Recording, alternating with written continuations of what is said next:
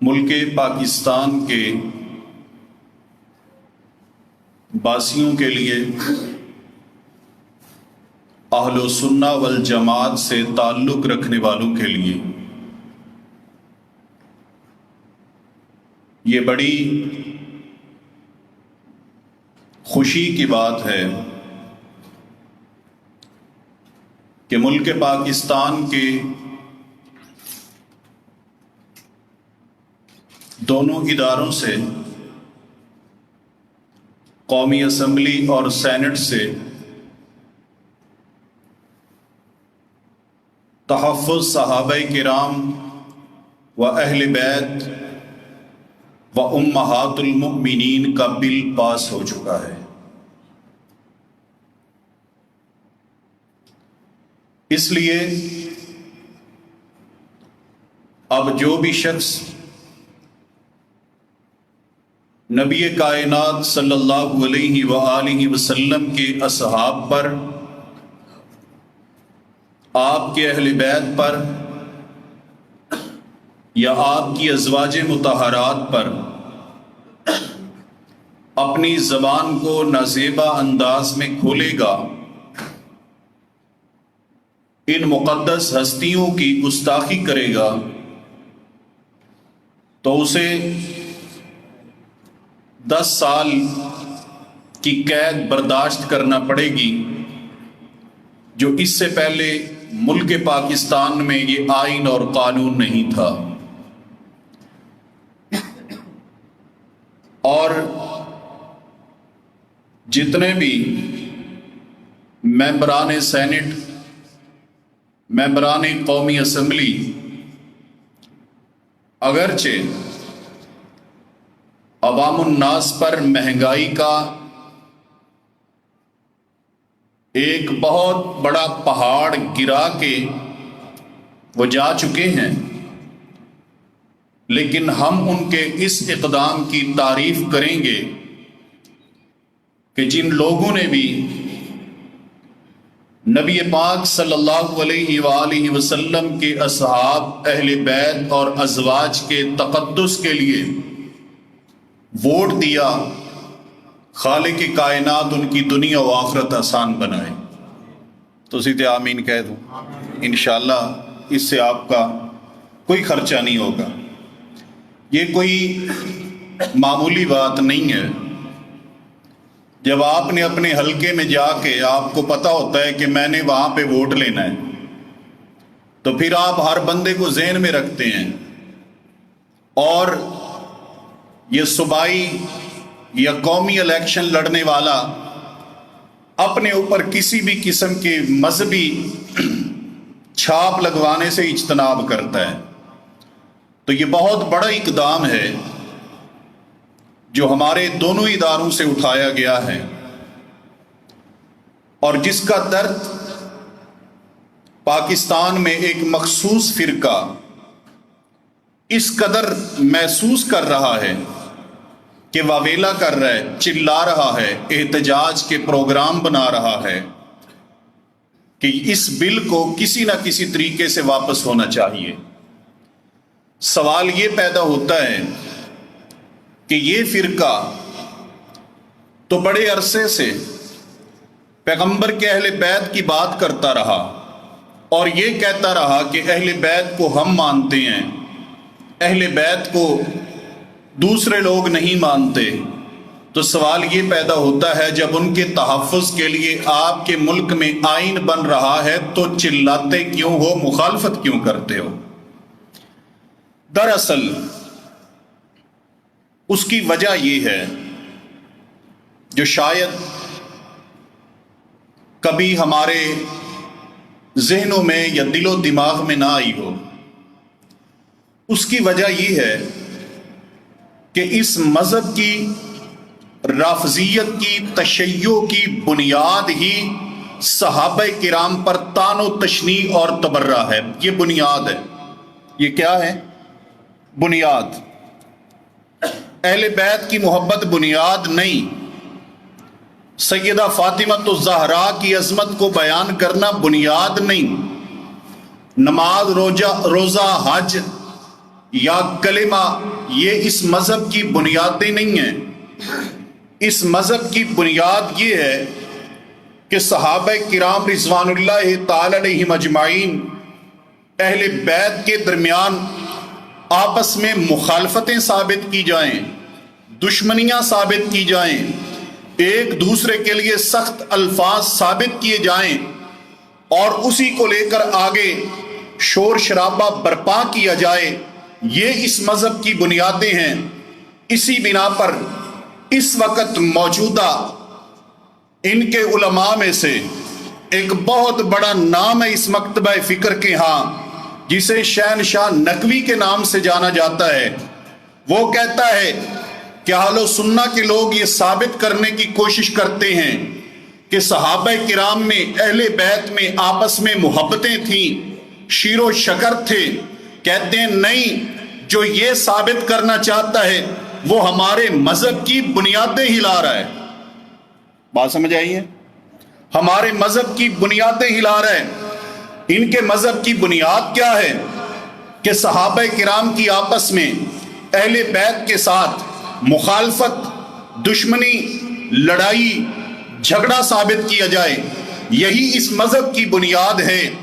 اور اللہ مالک کائنات کے فضل و کرم سے ابھی اس مذہب کے جو بانی تھے وہی موجود تھے، جو میرے پیغمبر کے آنے سے پہلے دیگر انبیاء کرام کی گستاخی کیا کرتے تھے، اور یہ گستاخی کا عنصر مادہ چلتا رہا اس مذہب میں، اور پھر یہ صحابہ کرام کی کرنے لگے۔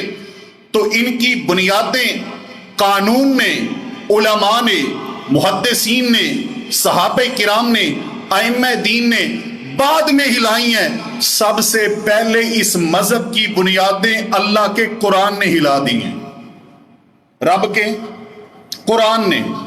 میں 2-3 مقام آپ کے سامنے رکھوں گا کہ اس کے مذہب کی بنیاد یہ ہے کہ صحابہ میں مخالفت ثابت کی جائے، عداوت ثابت کی جائے، دشمنی ثابت کی جائے، لڑائی ثابت کی جائے، دوریاں ثابت کی جائیں۔ یہ بنیاد ہے اس مذہب کی۔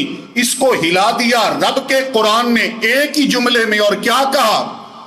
فرمایا محمد الرسول اللہ والذین معہ اشداء علی الکفار رحماء بینہم۔ اس لفظ کا مطلب کیا ہے؟ کوئی عربی دان کاش کے بیٹھا ہوتا۔ رب نے کہا محمد الرسول اللہ، محمد اللہ کے رسول، والذین معہ، وہ لوگ جو پیغمبر کے ساتھ ہیں، جو پیغمبر کے ساتھ ہیں، جو نبی کے ساتھ ہیں، وہ کون ہے؟ وہ میرا صدیق ہے۔ والذین معہ، یہ کون ہے؟ پیغمبر کا عمر ہے۔ والذین معہ، یہ کون ہے؟ نبی کا عثمان ہے۔ والذین معہ، یہ کون ہے؟ نبی کا علی ہے۔ والذین معہ، یہ کون ہے؟ یہ نبی کا طلحہ ہے۔ والذین معہ، یہ کون ہے؟ پیغمبر کا زبیر ہے۔ والذین معہ، یہ کون ہے؟ میرے نبی کا عبد الرحمن بن عوف ہے۔ والذین معہ، یہ کون ہے؟ میرے نبی کے حضرت ابو عبیدہ بن جراح ہیں۔ والذین معہ کون ہے؟ میرے پیغمبر کے سعید بن زید ہیں۔ والذین معہ کون ہیں؟ پیغمبر کے ساتھ بن نبی وقاص ہیں۔ والذین معہ کا مصداق کون ہے؟ میرے پیغمبر کا معاذ ہے۔ نبی پاک صلی اللہ علیہ وآلہ وسلم کے ابو ہریرہ ہیں۔ پیغمبر کے ابو ذر ہیں۔ پیغمبر کے ابو بردہ ہیں۔ پیغمبر کے ابو موسیٰ ہیں۔ میرے نبی صلی اللہ علیہ وآلہ وسلم کے عبداللہ بن عمر ہیں، عبداللہ بن زبیر ہیں، عبداللہ بن مسعود ہیں، عبداللہ بن عباس ہیں، سیدنا عباس ہیں۔ کون ہے؟ والذین معہ، میرے پیغمبر صلی اللہ علیہ وآلہ وسلم کے حضرت عباد بن بشر ہیں۔ کون ہے؟ والذین معہ، میرے پیغمبر کے ابو موسیٰ اشعری ہیں۔ کون ہے؟ والذین معہ، نبی کی عائشہ ہے، پیغمبر کی حفصہ ہے، پیغمبر کی خدیجہ ہے، میرے نبی کی ام کلثوم ہے، پیغمبر کی فاطمہ ہے، پیغمبر کی زینب ہے، پیغمبر علیہ السلام کی ازواج مطہرات۔ والذین معہ، میرے نبی پر ایمان لانے والے ابو بکر کی الف سے لے کر علی کی یا تک جتنے بھی ہیں، والذین معہ کے اندر رب نے سمو دیے ہیں۔ اللہ نے والذین معہ میں سب کا ذکر کر دیا، سب کو شامل کر لیا۔ اللہ نے یہ تقسیم ہی نہیں کی کہ وہ اہل بیت سے تعلق رکھتے تھے یا پیغمبر کی ازواج تھی، پیغمبر کے گھر والے تھے، پیغمبر کا قبیلہ تھا، پیغمبر کا خاندان تھا، یا حبشے سے آنے والا بلال تھا۔ نہیں، رب نے فرمایا چاہے وہ حبشے سے آیا، چاہے وہ مدینے سے آیا، چاہے وہ مکے سے آیا، چاہے وہ حنین سے آیا، چاہے وہ طائف سے آیا، والذین معہ، جتنے بھی پیغمبر کے ساتھ ہیں، اے اللہ وہ کیا ہیں، ان کا انداز کیا ہے؟ مالک کائنات نے فرمایا اشداء علی الکفار رحماء بینہم، وہ کافروں پر سخت ہیں، رحماء بینہم، آپس میں رحیم ہیں، آپس میں پیار کرنے والے ہیں، ایک دوسرے سے محبت کرنے والے ہیں۔ حضرات غور کیجئے، جو یہ کہتا ہے کہ ان میں دوریاں تھی، لڑائیاں تھی، جھگڑے تھی، جس کے مذہب کی بنیاد ہی یہ ہے، تو پھر اس کو غور کرنا چاہیے، یا اس کو قرآن کی اس آیت کا انکار کر دینا چاہیے، یا اپنا مذہب تبدیل کر لینا چاہیے۔ دعوت فکر ہے کہ یا قرآن کی اس آیت کو نہ مان، یا قرآن کے ماننے کا دعویٰ نہ کر، اور اگر قرآن کو ماننے کا دعوے دار بھی ہے، اس آیت پہ ایمان بھی رکھتا ہے، تو پھر مذہب چھوڑ، جس مذہب کے اندر صحابہ میں دوریاں پیدا کی جائیں، دوریاں ثابت کی جائیں، وہ مذہب قرآن کے خلاف ہے۔ قرآن کے خلاف مذہب رکھنا ایمان کا دعویٰ کرنے والے کے لیے جائز اور درست ہی نہیں ہے۔ یہ پہلا مقام۔ آگے اللہ تعالیٰ نے صحابہ کرام کی مزید صفات اور بہت کچھ اس آیت کریمہ میں بیان کیا، لیکن آج کے ہمارے موضوع کے متعلقہ جو باتیں ہوں گی میں صرف وہی عرض کروں گا وقت کے اختصار کے پیش نظر۔ حضرات گرامی، پہلا مقام جہاں اللہ نے اس مذہب کی بنیادیں ہلائیں، محمد الرسول اللہ والذین معہ اشداء علی الکفار رحماء بینہم۔ آئیے دوسرا مقام، خالق کائنات نے اعلان فرمایا وَاذْكُرُوا نِعْمَةَ اللَّهِ عَلَيْكُمْ إِذْ كُنْتُمْ أَعْدَاءً فَأَلَّفَ بَيْنَ قُلُوبِكُمْ فَأَصْبَحْتُمْ بِنِعْمَتِهِ إِخْوَانًا۔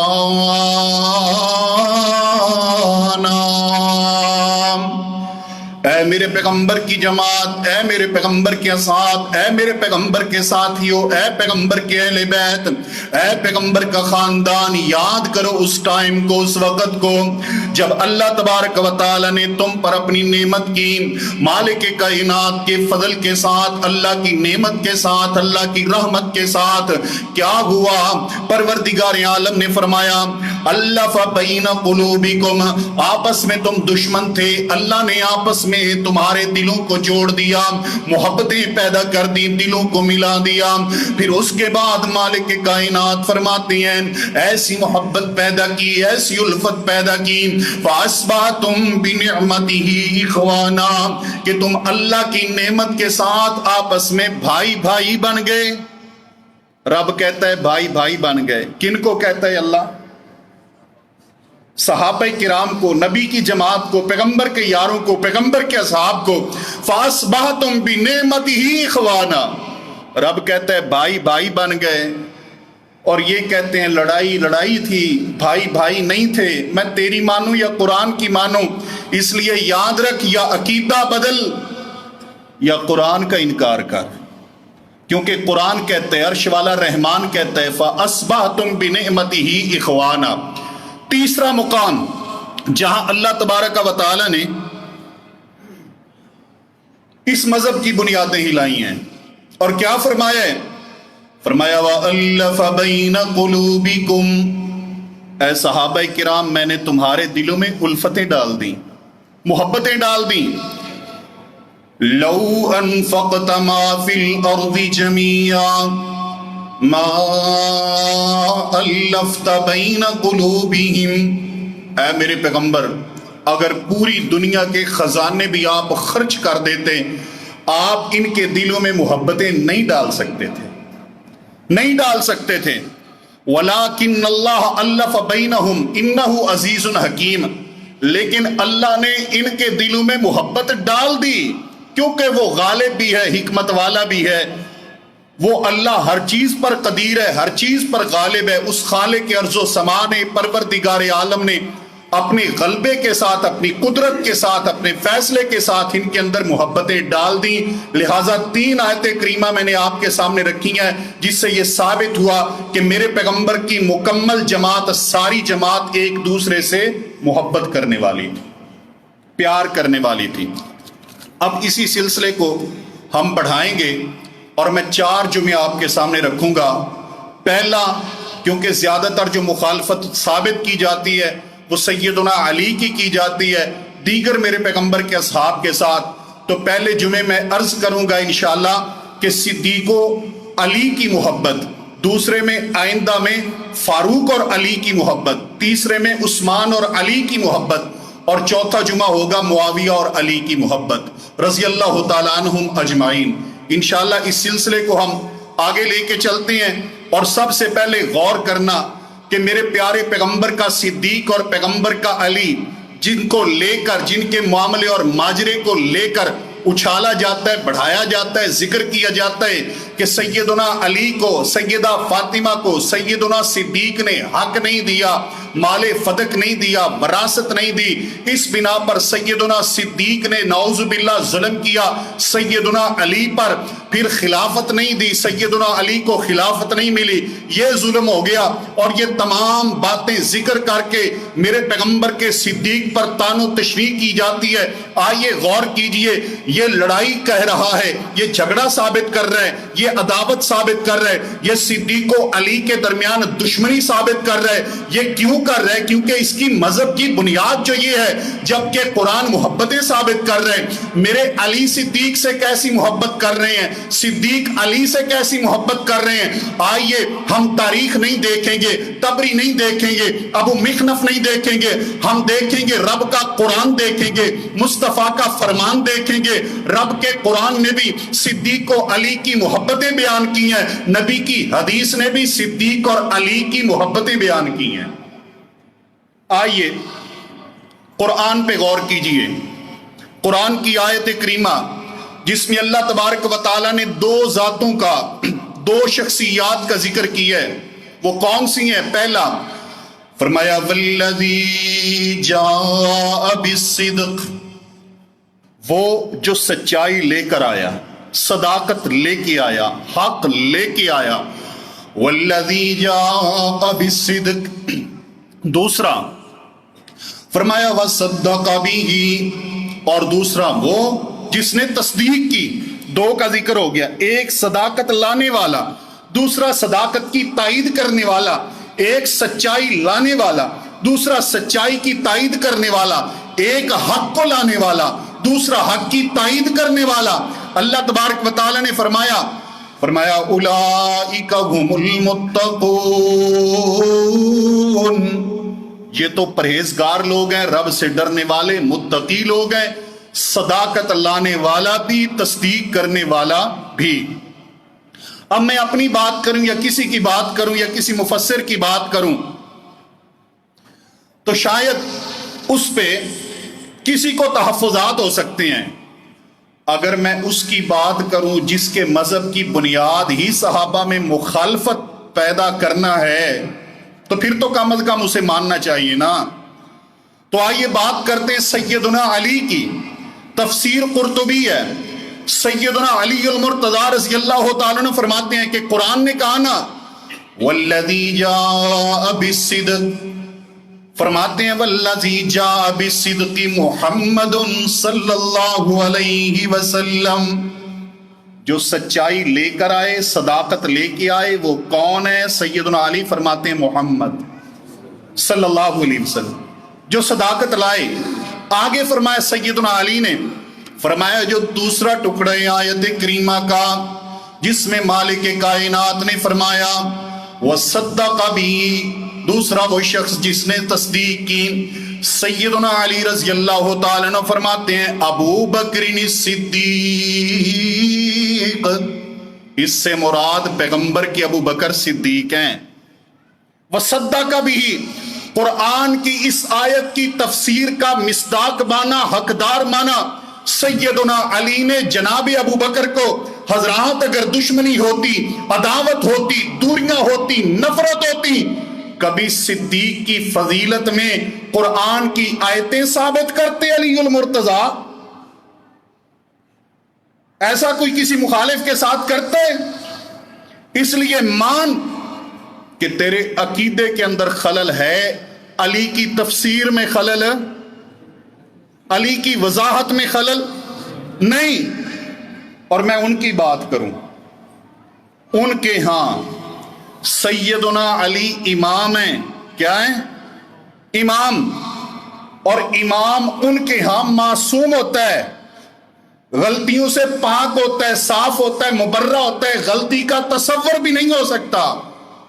حضرات گرامی، یہ عقیدہ کیسا ہے، ٹھیک ہے غلط ہے، اس پہ تو علماء کرام کے باقاعدہ لیکچر اور باقاعدہ مضامین اور معلومات موجود ہیں، لیکن میں اتنی عرض کروں گا کہ تیرے عقیدے کے مطابق اگر امام معصوم ہوتا ہے تو پھر سیدنا علی کی یہ تفسیر بھی معصوم ہوگی، غلطی سے پاک ہوگی، بھول سے پاک ہوگی۔ اور سیدنا علی تو کہتے ہیں والذی جاء بالصدق وصدق بہ کے مصداق سیدنا ابو بکر صدیق رضی اللہ تعالیٰ عنہ ہیں۔ محترم ساتھیوں، سیدنا علی کی محبت پیارے صدیق کے ساتھ دوسری حدیث پہ غور کیجئے۔ اس حدیث کے راوی سیدنا علی رضی اللہ تعالیٰ عنہ فرماتے ہیں کنت رجلا اذا سمعت من رسول اللہ صلی اللہ علیہ وسلم حدیثا نفعني اللہ به بما شاء ان ينفعني۔ امام کائنات صلی اللہ علیہ وآلہ وسلم کی حدیث مبارکہ جب بھی میں سنا کرتا جس کے ذریعے پروردگار عالم مجھے کوئی نفع دیتے، محبوب کائنات صلی اللہ علیہ وآلہ وسلم کی اس حدیث مبارکہ کو میں یاد کر لیتا، اپنا عمل بنا لیتا۔ لیکن سیدنا علی فرماتے ہیں چونکہ امام کائنات کے ہر فرمان کے متعلق میرا یہ عقیدہ تھا، میرا یہ طرز عمل تھا کہ میں نے پریکٹیکلی طور پر امام کائنات کے فرمان کے اوپر عمل کرنا ہے، اس لیے میں تصدیق کر لیتا تھا کیا واقعی یہ امام کائنات نے فرمایا یا نہیں فرمایا۔ اس لیے جب بھی کوئی بندہ مجھے نبی پاک صلی اللہ علیہ وآلہ وسلم کی حدیث مبارکہ بیان کرتا، میں نبی کریم صلی اللہ علیہ وآلہ وسلم کی حدیث بیان کرنے والے سے قسم لے لیا کرتا تھا۔ سیدنا علی کیا فرماتے ہیں؟ میں قسم لیتا تھا۔ بات قابل توجہ کیجئے، فرماتے ہیں جو بھی حدیث بیان کرتا امام کائنات کی میں اس سے قسم لیتا۔ ایک بار میرے سامنے حدیث آئی رسول پاک صلی اللہ علیہ وسلم کی، آپ نے کیا فرمایا؟ امام کائنات صلی اللہ علیہ وسلم فرماتے ہیں ما من عبد یذنب ذنبا فیحسن الوضوء ثم یرکع رکعتین، کوئی بھی بندہ جب اس سے کوئی غلطی ہو جائے، گناہ ہو جائے، بھول ہو جائے، جرم کر لینے کے بعد، غلطی کر لینے کے بعد یہ شخص وضو کرتا ہے، وضو کرنے کے بعد 2 رکعتیں پڑھے، 2 رکعتیں پڑھنے کے بعد ثم یستغفر اللہ، پھر اللہ تبارک و تعالی سے توبہ کر لے۔ پروردگار عالم وضو کرنے کی وجہ سے، 2 رکعتیں پڑھنے کی وجہ سے، استغفار کرنے کی وجہ سے مالک کائنات اس بندے کے گناہ کو معاف کر دیتے، غلطی کو معاف کر دیتے۔ حدیث بیان کرنے والے نے پھر قرآن کریم کی آیت مبارکہ پڑھی جس میں اللہ تعالی ارشاد فرماتی ہیں، فرمایا والذین اذا فعلوا فاحشۃ او ظلموا انفسهم ذکروا اللہ فاستغفروا لذنوبهم ومن یغفر الذنوب الا اللہ ولم یصروا علی ما فعلوا وهم یعلمون۔ خالق کائنات نے فرمایا وہ لوگ اہل ایمان جن سے جب کوئی غلطی ہو جائے، برائی کا ارتکاب ہو جائے، پھر وہ پچھتاتی ہیں، پریشان ہوتی ہیں، مالک کائنات کو یاد کرتی ہیں، اللہ یاد آتا ہے، پروردگار عالم کے سامنے کھڑے ہونا، اللہ کے عذاب یاد آ جاتے ہیں، پروردگار عالم سے معافی مانگتے ہیں۔ ان کا یہ ایمان ہوتے ہیں رب کے سوا کوئی گناہوں کو معاف کرنے والا نہیں، کوئی غلطیوں کو معاف کرنے والا نہیں۔ پھر اللہ تبارک و تعالیٰ کے یہ یہ بندے اپنے گناہ کے اوپر، اپنے جرم کے اوپر اصرار نہیں کرتے، دوام نہیں کرتے، ہمیشگی نہیں کرتے، ضد نہیں کرتے، بلکہ اللہ سے توبہ کرتی ہیں، اللہ ان کے گناہوں کو معاف کر دیتے ہیں۔ سیدنا علی فرماتے ہیں، یہ حدیث میرے سامنے آئی، حدیث بڑی پیاری، حدیث بڑی محبوب، جس میں امام کائنات نے 2 رکعتیں پڑھنے کی وجہ سے بیان کر دیا کہ اللہ بندے کے گناہوں کو معاف کر دیتا ہے۔ غلطی ہو جائے، جرم ہو جائے، وضو کریں، 2 رکعتیں پڑھیں، اللہ سے استغفار کریں، اصرار نہیں، گناہ کے اوپر دوام نہیں، ضد نہیں۔ یہ حدیث آئی سیدنا علی کے سامنے، فرماتی ہیں میں نے دیکھا حدیث بیان کرنے والے کون ہیں؟ اب آپ میری طرف دیکھیں اور توجہ کریں، غور کیجئے، حدیث بیان کرنے والے کون ہیں؟ بات میں نے شروع میں کی، سیدنا علی کی عادت تھی کہ جب کوئی پیغمبر کی حدیث بیان کرتا تو وہ کیا لیتے تھے؟ قسم لیتے تھے۔ کیا لیتے تھے؟ قسم لیتے تھے، یہ عادت تھی ان کی۔ فرماتے ہیں میرے سامنے حدیث آئی، لیکن حدیث کو بیان کرنے والے ابو بکر ہیں۔ یہ حدیث جناب علی بیان کر رہے ہیں۔ علی کن سے بیان کر رہے ہیں؟ ابو بکر سے۔ فرماتے ہیں حدثنی ابو بکر وصدق ابو بکر، یہ حدیث بیان کرنے والے ابو بکر ہیں، میں سب سے قسم لیا کرتا تھا لیکن صدیق سے میں نے قسم نہیں لی، کیونکہ صدیق تو ہے ہی صدیق۔ کس کے ہاں؟ یہ کون کہہ رہے ہیں؟ پیارے علی۔ اور اگلی گل کرا، توجہ ہو تو محدثین سلسلہ سند میں جب حدیث بیان کرنے والا راوی حدیث بیان کرتا ہے تو جس سے بیان کرتا ہے وہ استاد ہوتا ہے اور بیان کرنے والا شاگرد ہوتا ہے۔ اور ظالمہ تو علی کے استاد کو گالی نکالتا ہے۔ اس حدیث میں علی کے استاد کون ہے؟ سیدنا ابو بکر۔ پیارے علی جن سے حدیث بیان کرتی ہیں وہ کون ہے؟ سیدنا ابو بکر رضی اللہ تعالیٰ عنہ۔ فرماتے ہیں وحدثنی ابو بکر وصدق ابو بکر، میری عادت تھی جو بھی حدیث بیان کرتا تھا میں اس سے قسم لیا کرتا تھا، لیکن جب صدیق نے حدیث بیان کی میں نے قسم نہیں لی، کیونکہ صدیق تو وہ ہے جس کو رب کے قرآن نے صدیق کہا، صدیق وہ ہے جس کو رحمان نے صدیق کہا، صدیق وہ ہے جس کو خدا نے صدیق کہا، صدیق وہ ہے جس کو مصطفیٰ نے صدیق کہا، پھر صدیق وہ ہے جسے علی المرتضیٰ نے بھی صدیق کہا۔ یہ صدیق ہے رضی اللہ تعالیٰ عنہ۔ اس لیے صدیق کو برا بھلا کہنے سے پہلے عقیدہ بدلنا ہوگا، نظریہ بدلنا ہوگا، مذہب بدلنا ہوگا تجھے۔ اگر نام لیتے ہو علی کا، امام مانتے ہو علی کو، اگر محبت کے دعوے جناب علی کے ساتھ، تو پھر اس کا احترام کر جس کا احترام پیارے علی کرتے ہیں۔ نام علی کا لیتے ہو اور گالیاں بھی ان کو نکالتے ہو جن سے پیار علی کرتے ہیں، جن سے محبت علی کرتے ہیں۔ اور سیدنا علی رضی اللہ تعالیٰ عنہ، تیسری حدیث غور کیجئے، اس قدر محبت پیارے علی کی حدیث ہے میرے پیارے پیغمبر صلی اللہ علیہ وآلہ وسلم کی۔ آپ نے فرمایا، ایک حدیث یوں آتی ہے، میرے نبی نے فرمایا ہما سیدہ شباب اہل الجنہ، وہ دونوں جنت کے نوجوانوں کے سردار ہیں۔ کون؟ حسن و حسین، جنت کے نوجوانوں کے سردار۔ ایک دوسری حدیث جس میں میرے پیارے پیغمبر صلی اللہ علیہ وآلہ وسلم نے فرمایا سیدہ قبول اہل الجنہ، جتنے بھی ادھیڑ عمر لوگ جنت میں جائیں گے یہ دونوں ان کے سردار ہیں۔ کون؟ کون دونوں؟ ایت زیادتی ہے نا، ایک حدیث یاد ہے، دوسری بھی یاد ہونی چاہیے۔ دوسری فرمایا ابا بکر و عمر، ابو بکر و عمر، یعنی جو نوجوانی میں فوت ہو کے جنت میں گئے ان کے سردار حسن و حسین ہوں گے، اور جو بڑھاپے میں فوت ہو کے جنت میں گئے ان کے سردار صدیق و فاروق ہوں گے۔ غیر الانبیاء والمرسلین، سوائے انبیاء اور رسولوں کے۔ اس حدیث میں یہ بھی الفاظ ہیں من الاولین والآخرین، جنت میں جانے والے جناب آدم علیہ السلام سے لے کر قیامت کے آخری انسان تک جتنے بھی لوگ قیامت سے پہلے دنیا کے آخری انسان تک جتنے بھی لوگ جنت میں جائیں گے، بڑھاپے میں فوت ہونے والے سوائے انبیاء اور رسولوں کے، ان تمام کے سردار صدیق و فاروق ہوں گے۔ حضرات محبت کی بات ہے، مودت کی بات ہے، پیار کی بات ہے، الفت کی بات ہے، نوٹ کر کے لے جائیے۔ یہ فضیلت صدیق و فاروق کی ہے، عظمت صدیق و فاروق کی ہے، یہ شان صدیق و فاروق کی ہے، یہ بیان علی المرتضیٰ کا ہے۔ صدیق و فاروق کی یہ عظمت بیان کرنے والے کون ہیں؟ سیدنا علی المرتضیٰ رضی اللہ تعالیٰ عنہ۔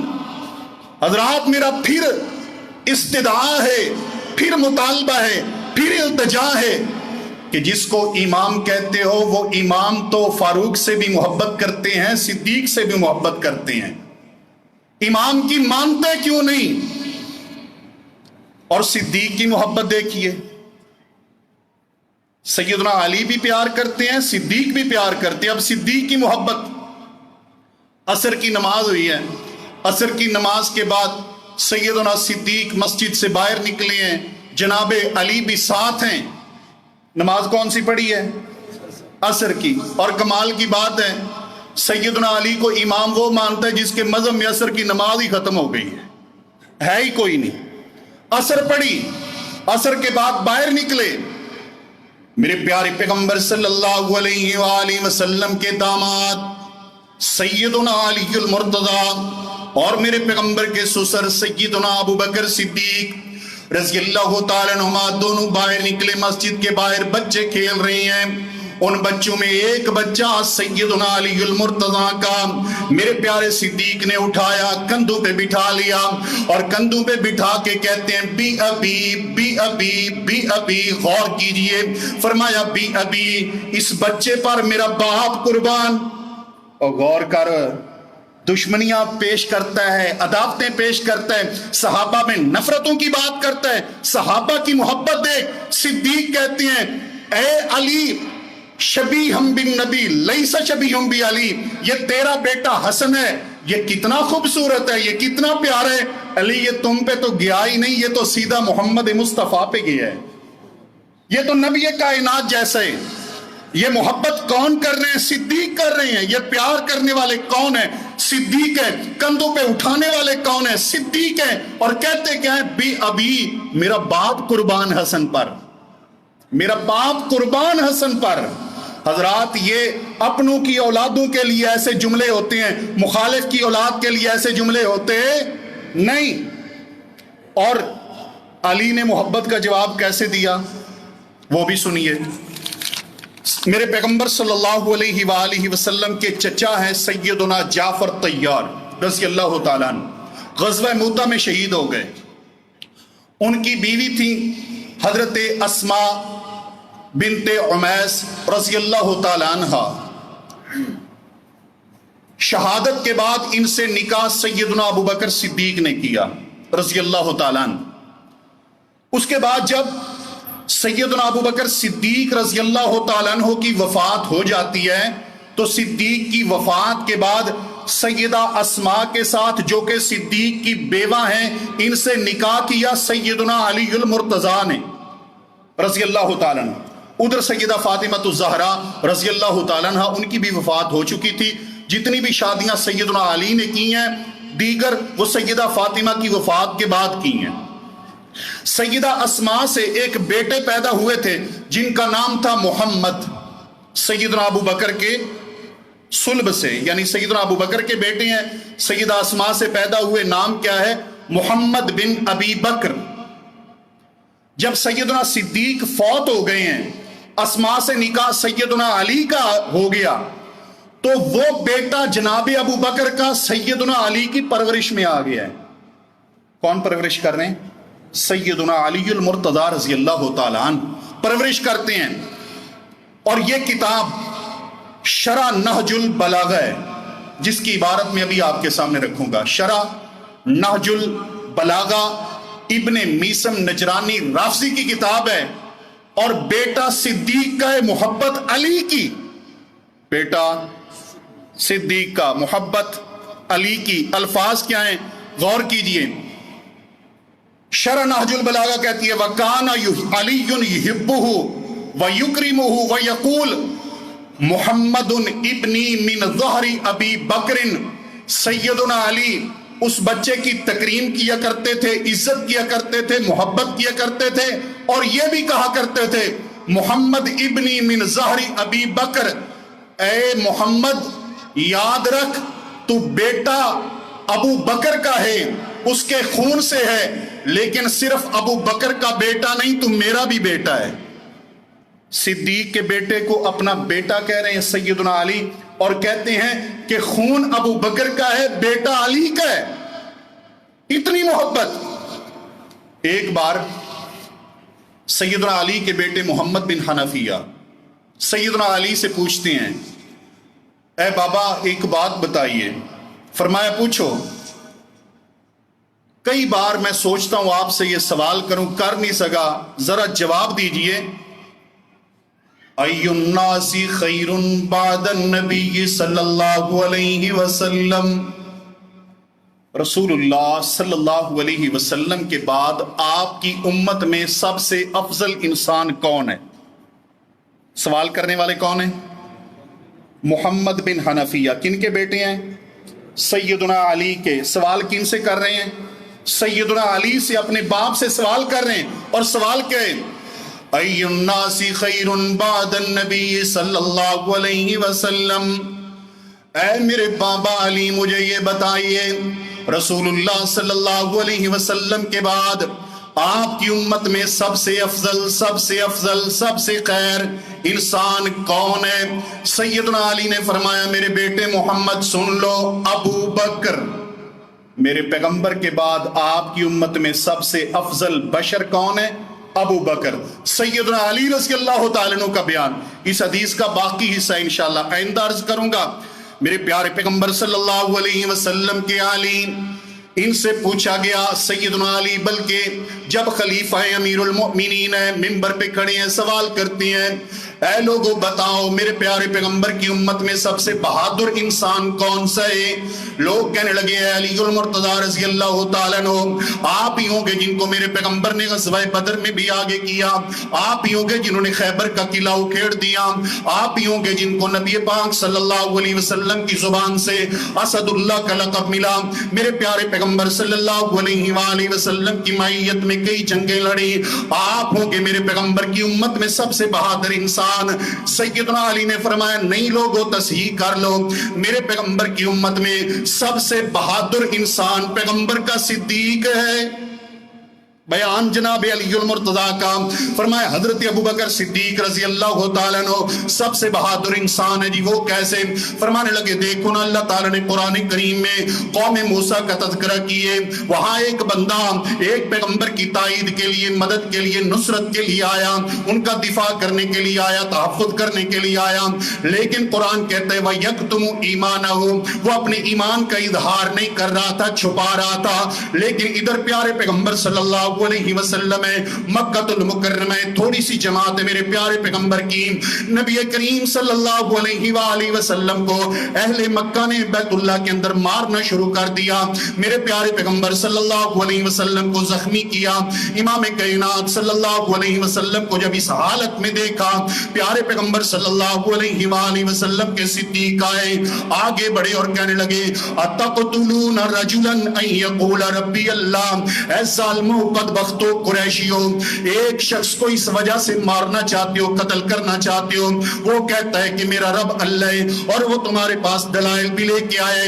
سیدنا علی کہتے ہیں قرآن میں جس کا تذکرہ دفاع کے لیے اللہ کے قرآن نے کیے، وہ بندہ تھا جو اپنے ایمان کا اظہار نہیں کر رہا تھا، ایمان کو چھپا رہا تھا، دفاع کر رہا تھا لیکن ایمان کو چھپا رہا تھا۔ صدیق وہ ہے جو پیغمبر کا دفاع بھی کر رہے تھے اور ایمان کا اظہار بھی کر رہے تھے، ایمان چھپایا نہیں۔ یہ وہ تمام کچھ باتیں آپ کے سامنے میں نے رکھی جن میں سیدنا علی، سیدنا صدیق آپس میں محبت، شیر و شکر، پیار، الفت اور عقیدت ہے، عداوت نہیں ہے، دوریاں نہیں ہے، مخالفت نہیں ہے۔ ایک بات جو پیش کی جاتی ہے اس حدیث کو اختصار کے ساتھ سنیے اور میں اپنی بات ختم کروں کہ کہ سیدنا صدیق کی بیعت نہیں کی جناب علی نے، بیعت نہیں کی۔ کب نہیں کی، کتنا عرصہ نہیں کی، یہ نہیں بتاتے۔ تو سنیے، اس وقت نبی پاک کی تدفین کا سلسلہ جاری تھا۔ کچھ لوگ اس معاملے میں بحث کرنے لگے۔ انصار کہنے لگے ہم میں سے خلیفہ ہونا چاہیے، یا مہاجرین میں سے ہونا چاہیے، یا دو بنا لینے چاہیے۔ اس سارے سلسلے کو ختم کرنے کے لیے فی الفور اعلان بیعت کر دیا جناب عمر نے صدیق کے ہاتھ پر، تاکہ یہ سلسلہ اور تنازع ختم ہو جائے۔ یہ ختم ہو گیا، لیکن سیدنا علی ناراض ہو گئے۔ سیدنا علی ناراض ہو گئے، ہوئے ہیں، کوئی شک نہیں۔ دو بھائی بھی آپس میں ہو جاتے ہیں ناراض، ہوئے کبھی دو بھائیوں میں لڑائی ہوئی ہے، ناراضگی ہوئی ہے، لیکن مجھے یہ بتائیں کبھی تیسرا محلے دار آپ انوالو ہونے دیتے ہو اس میں؟ نہیں نا، بھائیوں کی بات باہر نہیں جانے دیتے۔ یہ بھی علی اور صدیق بھائی بھائی ہیں، اگر ناراضگی ہوئی ہے یہ تیسرا محلے دار بیچ میں کیوں ٹپکا ہوا ہے، جب قرآن کہتا ہے رحماؤ بینہم؟ اور یہ ختم ہو گیا، تنازع ختم ہو گیا۔ کیسے ختم ہوا؟ سیدہ فاطمہ کی وفات کے بعد سیدنا علی ملے ہیں جناب صدیق کو، فرمانے لگے اے صدیق میرے پاس تشریف لائیے گا۔ تشریف لائے، فرمایا اے صدیق میں علی آپ کی شان کا بھی اقرار کرتا ہوں، فضیلت کا بھی اقرار کرتا ہوں، عظمت کا بھی اقرار کرتا ہوں، اور مجھے حسد بھی نہیں ہے آپ کی خوبی پر، آپ کی عظمت پر، لیکن میں یہ سمجھتا ہوں اہل بیت ہونے کے ناطے بیعت کے سلسلے میں ہم سے مشاورت ہونی چاہیے تھی۔ بات سمجھ آئیے؟ کیا ہونی چاہیے تھی؟ مشاورت ہونی چاہیے تھی۔ یہ میری ناراضگی ہے، مشاورت ہونی چاہیے تھی۔ صدیق رونے لگ گئے، آنکھوں میں آنسو آ گئے سیدنا صدیق کے، اور فرمانے لگے اے علی اللہ کی قسم لقرابت رسول اللہ صلی اللہ علیہ وسلم احب الی من ان اصل قرابتی، مجھے اپنے رشتہ داروں سے زیادہ مصطفیٰ کے رشتہ دار عزیز ہیں۔ صدیق اپنے رشتہ داروں سے حسن سلوک کرے، صدیق کو وہ مزہ نہیں آتا جو پیغمبر کے رشتہ داروں سے حسن سلوک کر کے آتا ہے۔ لیکن علی آپ کی عظمتیں، آپ کی فضیلتیں میں ان سب کو مانتا ہوں۔